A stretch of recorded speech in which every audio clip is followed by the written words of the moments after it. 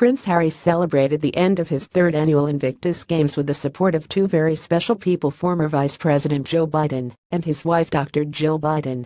The 33-year-old royal, who created the multi-sport international event specifically for wounded, injured, or sick armed services personnel, was joined by the Bidens to watch the wheelchair basketball finals Saturday at Mattamy Athletic Centre in Toronto, Canada. They sure seemed to be enjoying themselves too, smiling and cheering in the stands as the game went on. Tim Rooker X Shutterstock Chris Jackson Getty Images Chris Jackson Getty Images Tim Rooker X Shutterstock related everything handsome Harry has been up to at the 2017 Invictus Games in Toronto. The Bidens first swung by the Invictus Games on Friday alongside former President Barack Obama to watch another game of wheelchair basketball. Spectators leapt to their feet to catch a glimpse of Obama and Harry as they walked into the arena, snapping photos on their phones. After making their entrance, the two walked over to greet and shake hands with the athletes who would be playing in the game. When they sat down, they were joined by the Bidens.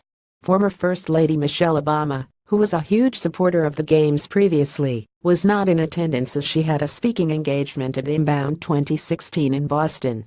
Harry launched the Invictus Games in 2014.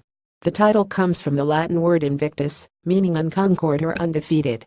"These guys do not want sympathy," Harry told People exclusively in 2016. They view it as an opportunity to put on a show for all those people who have supported them.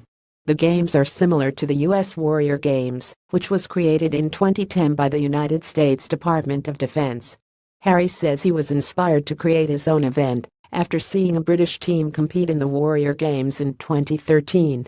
The inaugural Invictus Games took place at London's Queen Elizabeth Olympic Park in 2014, after just 10 months of planning.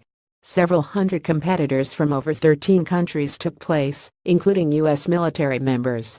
The second took place last year in Orlando, Florida, when the number of competitors grew to 500 from 15 countries across 10 sporting events, such as wheelchair basketball, swimming and indoor rowing.